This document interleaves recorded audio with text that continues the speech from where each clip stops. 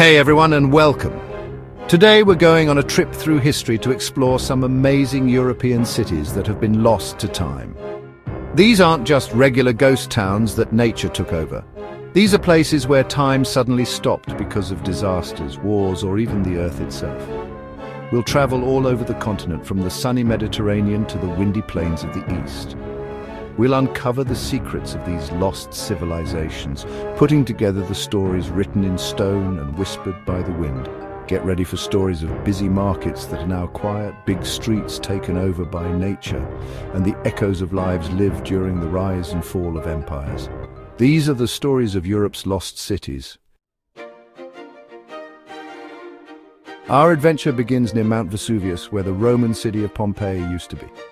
Imagine a busy city, a center for trade and culture, with streets full of sounds of people buying and selling, laughing, and chariots rolling by. It's the year 79 AD, and life in Pompeii is good. But high above Mount Vesuvius, a sleeping giant is about to wake up with incredible force. In one huge eruption, the city is buried in ash and pumice, its fate sealed for centuries. Today, Pompeii is like a time capsule, showing us the everyday lives of its people frozen in time. We can walk its empty streets, look into homes and shops, and see the beautiful paintings on the walls. It's a reminder of a vibrant culture that was suddenly silenced. Close to Pompeii is Herculanum, a smaller but richer town on the coast. Rich Romans loved it for its seaside villas and peaceful atmosphere. Herculanum also met its end with Vesuvius's eruption, but unlike Pompeii, it was covered by a pyroclastic flow, a super-hot avalanche of gas and volcanic stuff that instantly turned everything to charcoal. This has given us an even better look into the past. We can see wooden buildings, furniture, and even food perfectly preserved, showing us details about life in a Roman town. Walking through the ghostly streets of Herculanum, we see haunting reminders of daily life. Fishing nets drying, bread still in the oven, and even the skeletons of families huddled together in their last moments.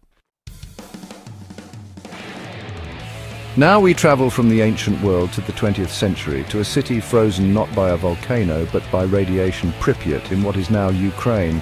Pripyat was a model Soviet city, home to the workers of the Chernobyl nuclear power plant. On April 26, 1986, something terrible happened.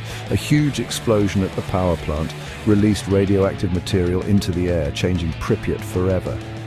Today, Pripyat is a scary reminder of the power of nuclear disaster.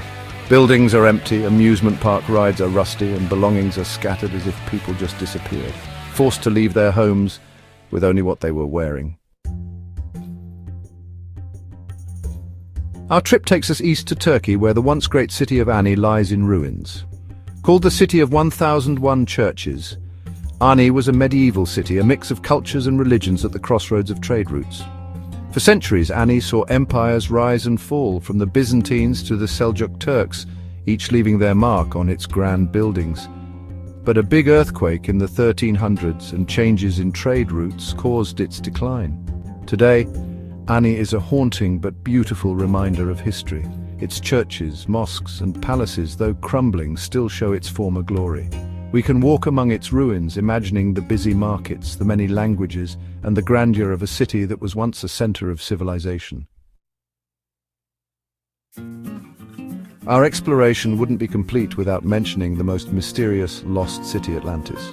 Described by Plato as an advanced island civilization sunk by the sea, Atlantis has fascinated people for centuries. Was it real or just a story?